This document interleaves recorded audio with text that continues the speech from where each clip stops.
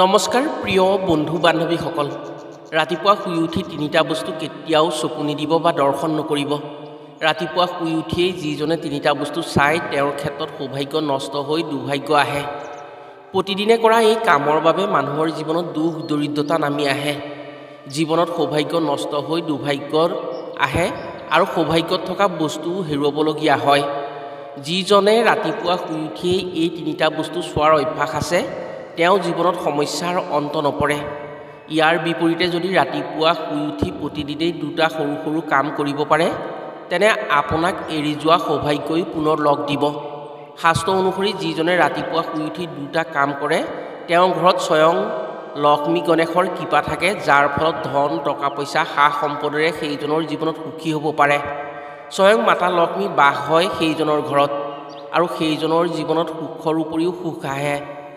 আজিৰ ভিডিঅ'ত আমি আপোনাক জনাম ৰাতিপুৱা শুই উঠি কোন তিনিটা বস্তু ভুলতো চাব নালাগে। যদি পুৱা শুই উঠি তেনে বস্তু দৰ্শন কৰা হয় জীৱনত দুখ দৰিদ্ৰতাৰ কবলত পৰি অশান্তিত ভুগিবলগীয়া হয়। ৰাতিপুৱা শুই উঠি কি কাম কৰিব পাৰিলে বা কি বস্তু দৰ্শন কৰিব পাৰিলে স্বয়ং লক্ষ্মী গণেশৰ কৃপাত ধন সম্পদৰে সুখী হৈ দৰিদ্ৰতা দূৰ হয়।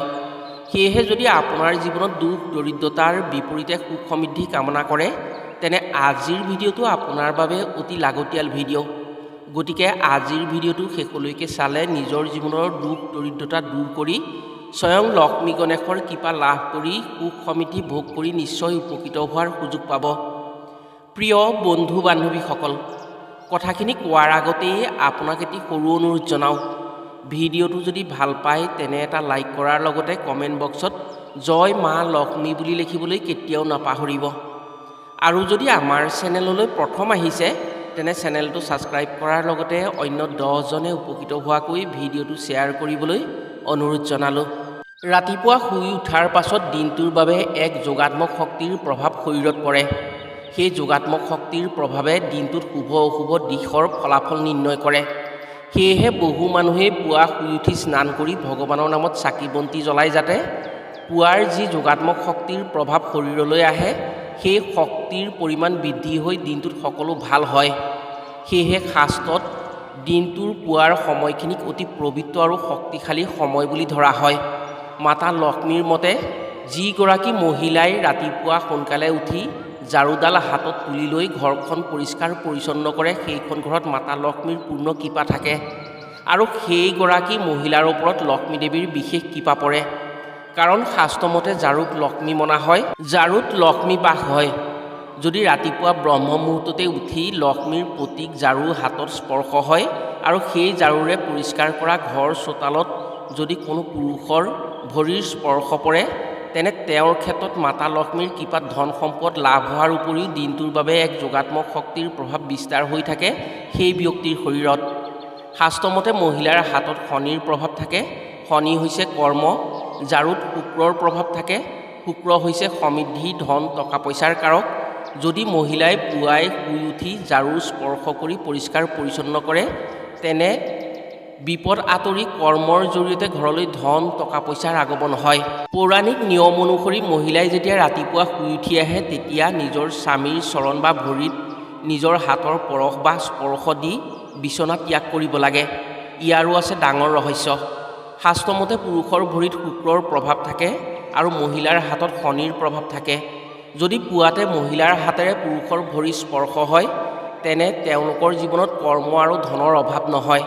সেয়েহে স্বয়ং মাতা লক্ষ্মীয়ে ভগৱান বিষ্ণুৰ সদায় ভৰিৰ ফালে বহিছিল আৰু ভগৱান বিষ্ণুৰ ভৰি পিটিকিছিল। হয়তো এই কথা কোনোৱে বিশ্বাস নকৰিব পাৰে। যিখন ঘৰত পত্নীয়ে স্বামীৰ দিনটোত এবাৰ হ'লেও ভৰি স্পৰ্শ কৰে নাইবা ভৰিত তেল মালিচ কৰি মুহূৰ্তৰ বাবে হ'লেও স্বামীৰ ভৰি স্পৰ্শ কৰে সেই ঘৰ কেতিয়াও দৰিদ্ৰতাৰ কবলত পৰিব নোৱাৰে। সেই স্বামী স্ত্ৰী সদায় সুখী হৈ আশা পূৰণ কৰিবলৈ সক্ষম হয়। প্ৰতিজন মানুহেই কামনা কৰে তেওঁৰ জীৱনত যাতে কেতিয়াও অভাৱ অনাটন নাহক, তেওঁৰ ঘৰত ধন টকা পইচাৰে ভৰি থাকক বা তেওঁৰ ঘৰৰ ধনৰ বাকচত ধন কেতিয়াও খালী নহওক। প্ৰতিজন মানুহেই মা লক্ষ্মীৰ কৃপাৰ পৰা বঞ্চিত নহৈ সুখ সমৃদ্ধিৰে নিজৰ জীৱন ভৰি পৰাটো বিচাৰে। শাস্ত্ৰত এনে কিছুমান কামৰ কথা উল্লেখ কৰিছে যিসমূহ যদি ৰাতিপুৱা উঠি কৰিব পৰা হয় তেনে সেইজন ব্যক্তিৰ ক্ষেত্ৰত সদায় ধন সম্পদৰ সুখ থাকিবই, তেওঁ মনে বিচৰা ধৰণেৰে সকলো সুখ পাবই। এনে কিছুমান বস্তু আছে যিবোৰ যদি পুৱা শুই উঠিয়েই চোৱা হয় বা দৰ্শন কৰা হয়, তেনে যি চাব বা দৰ্শন কৰিব সেই দিনটোত তেওঁৰ বাবে বিপদ বিঘিনি অহাটো নিশ্চিত হয়। ৰাতিপুৱা যদি ভাল হয় তেনে গোটেই দিনটোৰ বাবেই মংগলময় হয়। সেয়েহে পুৱা শুই উঠি প্ৰথম শুভ কামেৰে আৰম্ভণি কৰিব লাগে।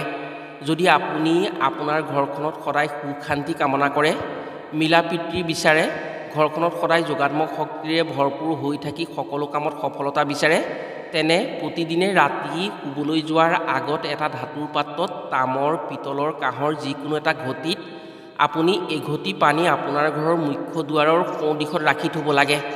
নহ'লে নিজৰ বিচনাৰ শিতানৰ ফালে ৰাখি থ'ব লাগে। পুৱা শুই উঠিয়েই যাতে সেই পাত্ৰত চকু পৰে বা দুৱাৰ খুলিয়েই যাতে আপোনাৰ চকু সেই পানী ভৰ্তি পাত্ৰত পৰে, সেই কথাৰ প্ৰতি গুৰুত্ব দিব লাগে। এনেকুৱা কৰিলে নিশাৰ ভাগত যি ঋণাত্মক শক্তিৰ প্ৰভাৱ পৰে, সেই প্ৰভাৱে আপোনাৰ মনক বা আপোনাৰ ঘৰখনক একো অপকাৰ কৰিব নোৱাৰে। ফলত ঘৰখনত কোনো শক্তিয়েই শান্তি ভংগ কৰিব নোৱাৰে। শাস্ত্ৰমতে য'ত চাফ চিকুণ পৰিষ্কাৰ পৰিচ্ছন্নতা থাকে তাতহে লক্ষ্মী দেৱীৰ বাস হয়।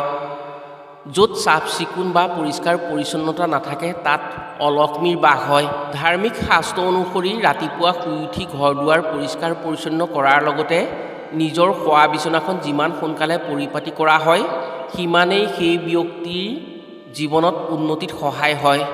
ৰাতিপুৱা বহু দেৰিলৈকে নিজৰ ঘৰৰ ৰান্ধনি ঘৰখন বা পাকঘৰখন চাফ চিকুণ কৰিবলৈ থাকিব নালাগে। যিমান সোনকালে ৰাতিপুৱা ৰান্ধনি ঘৰখন চাফ চিকুণ কৰিব পাৰে, সিমান আপোনাৰ উন্নতিত সহায় হ'ব। এখন ঘৰৰ উন্নতিত ৰান্ধনি ঘৰৰ ভূমিকাই বেছি থাকে আৰু উন্নতি ঘৰখনৰ ৰান্ধনি ঘৰৰ পৰাই হয়। মা অন্নপূৰ্ণাৰ কৃপাৰ অবিহনে ঘৰৰ উন্নতি কেতিয়াও নহয়। বহু মানুহে ৰাতিপুৱা পাকঘৰখন বহু দেৰিলৈকে চাফ চিকুণ কৰিবলৈ থৈ দিয়ে।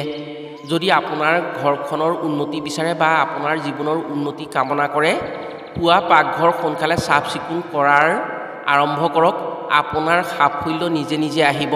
ৰাতিপুৱা শুই উঠি নিজৰ হাতৰ তলুৱা দৰ্শন কৰিব লাগে। শাস্ত্ৰ অনুসৰি নিজৰ হাতৰ তলুৱাত লক্ষ্মী, সৰস্বতী আৰু প্ৰভু গোবিন্দ থাকে। ৰাতিপুৱা শুই উঠি প্ৰথম চকু মেলি যদি নিজৰ হাত জোৰ কৰি দৰ্শন কৰিব পাৰে, তেনে প্ৰভু গোবিন্দ, মাতা সৰস্বতী আৰু মাতা লক্ষ্মীৰ কৃপাত সেই ব্যক্তিৰ উন্নতি আহে।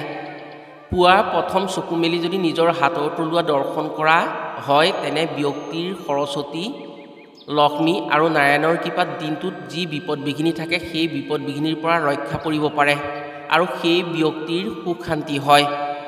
ৰাতিপুৱা শুই উঠি স্নান কৰাৰ পাছতহে অন্ন গ্ৰহণ কৰিব লাগে। যদি আপুনি এজন সুস্থ সবল ব্যক্তি, তেনে ৰাতিপুৱা স্নান কৰিহে অন্ন সেৱন কৰিব। তেতিয়া উন্নতিত সহজ হ'ব। পুৱা স্নান কৰি অন্ন সেৱন কৰিলে মাতা অন্নপূৰ্ণাৰ কৃপাত অন্নৰ নাটনি কেতিয়াও ঘৰত নহয়। প্ৰিয় বন্ধু বান্ধৱীসকল, এতিয়া জানো আহক ৰাতিপুৱা শুই উঠি ভুলতো কোনবোৰ বস্তু দৰ্শন কৰিব নালাগে। যিসমূহ বস্তু দৰ্শন কৰিলে নিজৰ লগতে ঘৰখনলৈ দৰিদ্ৰতাক আমন্ত্ৰণ কৰা হয়। জীৱনত ঘাত প্ৰতিঘাতৰ সন্মুখীন হৈ জীৱনটোত থানবান হৈ দুখ যান্তনাত পৰিব লগা হয়। ৰাতিপুৱা শুই উঠি ভাল ভাৱ, ভাল চিন্তা মনলৈ আনিব লাগে। ভগৱানক এবাৰ ধন্যবাদ জনাব লাগে। আপোনাক যিদৰে ভগৱানে এটা দিনৰ উপহাৰ দিছে, সেয়েহে তেওঁক ধন্যবাদ জনাই সেই দিনটোত যাতে আপুনি ভাল কাম, ভাল চিন্তা কৰি সকলোৰে মংগল সাধন কৰিব পাৰে, তাৰ বাবে মনতে তেওঁক প্ৰাৰ্থনা কৰিব লাগে। পুৱা শুই উঠি ভগৱানক ধন্যবাদ জনোৱা এই কামে দিনটোত আপোনাক সকলো বিপদ বিঘিনিৰ পৰা ৰক্ষা কৰিব আৰু আপোনাৰ কৰ্মৰ সফলতা বঢ়াই তুলিব। ৰাতিপুৱা শুই উঠি ভুলতো আপুনি লেতেৰা বস্তু স্পৰ্শ নকৰিব বা লেতেৰা বস্তু আপুনি চকুৰে নাচাব। আমাৰ বহুতৰে অভ্যাস আছে যে ৰাতিপুৱা বিচনাৰ পৰা উঠাৰ লগে লগেই নিজৰ মোবাইলটো খুলি বিভিন্ন বা বাতৰি চায়। দুৰ্ঘটনা, চোৰ ডকাইতি, যুদ্ধ বিগ্ৰহ আদিৰ ছবি বা ভিডিঅ' পুৱা উঠিয়ে ভুলতো দৰ্শন কৰিব নালাগে। ইয়াৰ ফলত মনত কিছু ঋণাত্মক প্ৰভাৱ পৰে, যাৰ ফলত দিনটোৰ বাবে মন মগজু অশান্ত হৈ কাম বনত মন নবহা হয়। ৰাতিপুৱা শুই উঠিয়ে আইনাত দৰ্শন কৰিব নালাগে। বহুতৰে অভ্যাস আছে যে পুৱা শুই উঠিয়ে নিজৰ মুখখন আইনাত চায়। ৰাতিপুৱা শুই উঠি যি মানুহে নিজৰ চকু আইনাত দিয়ে বা আইনা চায়, তেওঁৰ বাবে দিনটোত কিছুমান নভবা সমস্যাৰ সন্মুখীন হ'বলগীয়া হয় বুলি শাস্ত্ৰত উল্লেখ আছে। সেয়েহে শোৱনি কোঠাত বা বিচনাৰ কাষত কেতিয়াও আইনা ৰাখিব নালাগে। পুৱা শুই উঠিয়েই চুৰি, কটাৰী বা ধাৰ থকা বস্তু বা জোং থকা বস্তু দৰ্শন কৰিব নালাগে। লগতে এনে বস্তু হাতত তুলি ল'ব নালাগে। পুৱা শুই উঠিয়েই এনে বস্তু দেখিলে বা হাতত তুলি ল'লে চৰিত্ৰত ঋণাত্মক প্ৰভাৱ পৰে। এনে ব্যক্তিৰ খং ৰাগ বেছি হয়। সেইবাবে এনেধৰণৰ বস্তুসমূহ শোৱনি কোঠাত ৰাখিব নালাগে। শোৱনি কোঠাৰ পৰা কিছু আঁতৰত ৰাখিব লাগে। ৰাতিপুৱা শুই উঠিয়ে কটু বাক্য, কটু কথা বা কাজিয়া পেচাল, খং ৰাগ আদি কৰিব নালাগে। দিনটোৰ দুটা সময়ত মাতা লক্ষ্মী ঘৰলৈ প্ৰৱেশ হয় বুলি শাস্ত্ৰত উল্লেখ আছে। ৰাতিপুৱা আৰু সন্ধিয়াৰ সময়ত মাতা লক্ষ্মীয়ে প্ৰতিখন ঘৰতে প্ৰৱেশ কৰে।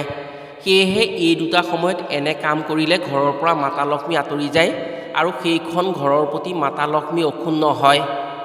ফলত ঘৰলৈ দুখ দৰিদ্ৰতা আহি দুখ যান্ত্ৰণা পাবলগীয়া হয়। ৰাতিপুৱা শুই উঠিয়েই ধন টকা পইচা চুব নালাগে বা চাব নালাগে। ধন টকা পইচা ৰাতিপুৱা শুই উঠিয়েই আনক দিব নালাগে।